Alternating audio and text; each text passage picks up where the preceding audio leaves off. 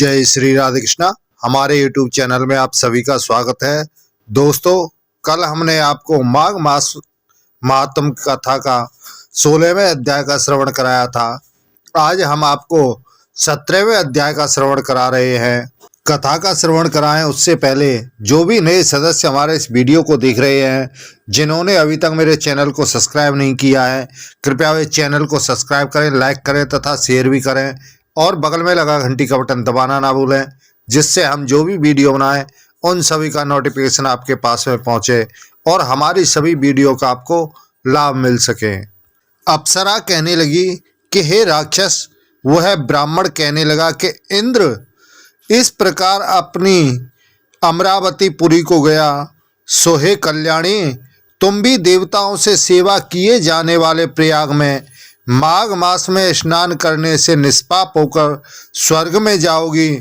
सो मैंने उस ब्राह्मण के यह वचन सुनकर उसके पैरों में पड़कर प्रणाम किया और घर में आकर सब भाई बंधव, नौकर चाकर, धनादिक त्याग कर शरीर को नष्ट होने वाली वस्तु समझकर घर से निकली और माघ में गंगा यमुना के संगम पर जाकर स्नान किया। सो हे निशाचर, 3 दिन के स्नान से मेरे सब पाप नष्ट हो गए और 27 दिन के पुण्य में से मैं देवता हो गई और पार्वती जी की सखी होकर सुख से निवास करती हूँ। इसलिए मैं प्रयाग के महात्म को याद करके सब देवताओं के सहित माघ में प्रयाग स्नान करती हूँ। सो मैंने अपना यह सब वृतांत तुमसे कहा। तुम भी इस योनि में पड़ने और कुरूप होने का सब कारण कहो।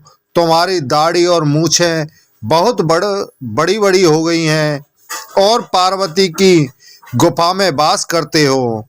तब निशाचर कहने लगा कि हे भद्रे, सज्जनों से गुप्त बात कहने में भी कोई हानि नहीं होती है। मुझको अब कोई संशय नहीं रहा कि मेरा उद्धार तुमसे ही होगा। सो मैं अपना सब वृतांत तुमसे कहता हूँ। मैं काशी में वेदों का ज्ञाता था और बड़े उच्च कुल के ब्राह्मण के घर में जन्म लिया था। मैंने राजा, पापी, शूद्र तथा वैश्यों से अनेक प्रकार के दान लिए। मैंने दान लेने में चंडाल को भी नहीं छोड़ा। उस जन्म में मैंने कोई भी धर्म नहीं किया, वहीं पर ही मृत्यु को प्राप्त हो गया।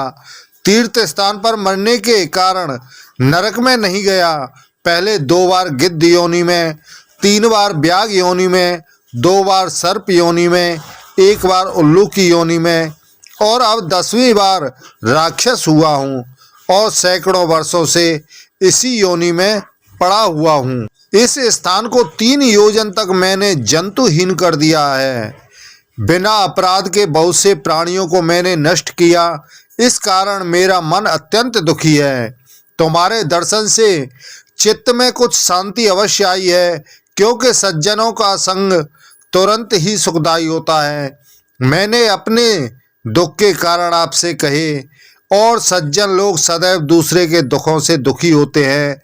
अब यह बताओ कि इस दुखी रूपी समुद्र को कैसे पार कर सकता हूँ? क्या क्षीर सागर हंस को ही दूध देता है, बगले को नहीं देता? तब दत्तात्रेय जी कहने लगे कि इस प्रकार उसके वचन सुनकर कांचन मालिनी कहने लगी कि हे राक्षस, मैं अवश्य तुम्हारा कल्याण करूंगी।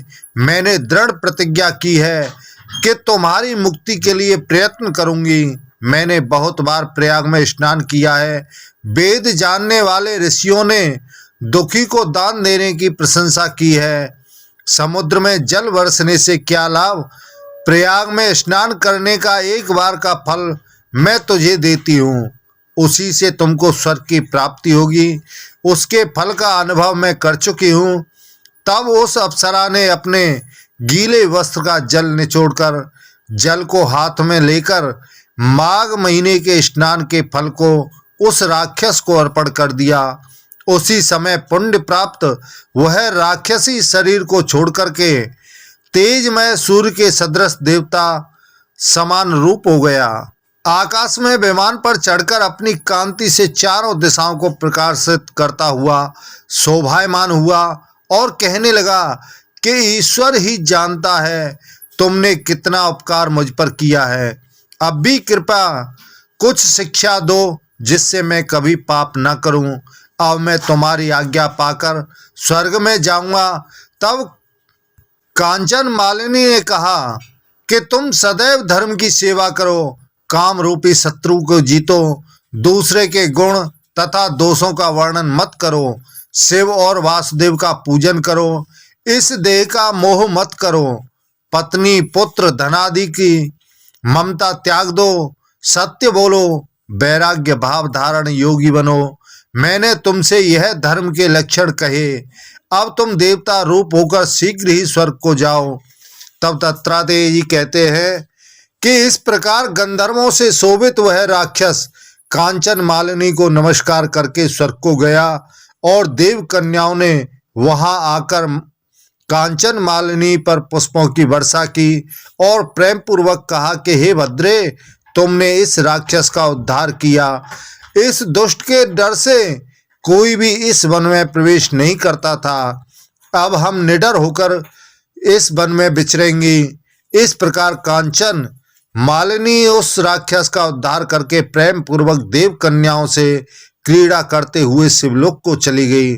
तो दोस्तों, आज हमने आपको माघ मास के महात्म कथा का 17वें अध्याय का श्रवण कराया है। तो दोस्तों, यह वीडियो आपको कैसा लगा? हमें उम्मीद है अच्छा लगा होगा। कृपया चैनल को सब्सक्राइब करें, लाइक करें तथा शेयर भी करें और बगल में लगा घंटी का बटन दबाना ना भूलें, जिससे हम जो भी वीडियो बनाएं उन सभी का नोटिफिकेशन आपके पास में पहुंचे और हमारी सभी वीडियो का आपको लाभ मिल सके। इसी के साथ ही जय श्री राधे कृष्णा।